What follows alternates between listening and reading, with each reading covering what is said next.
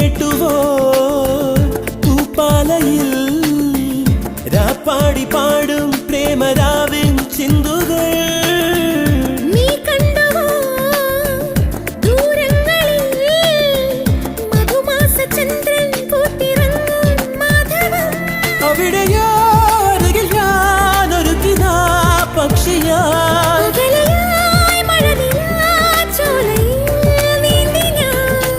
വിരഹമെന്ന പദമില്ല കവിതകളിൽ പിരിയുകയിൽ ഒരു നിമിഷം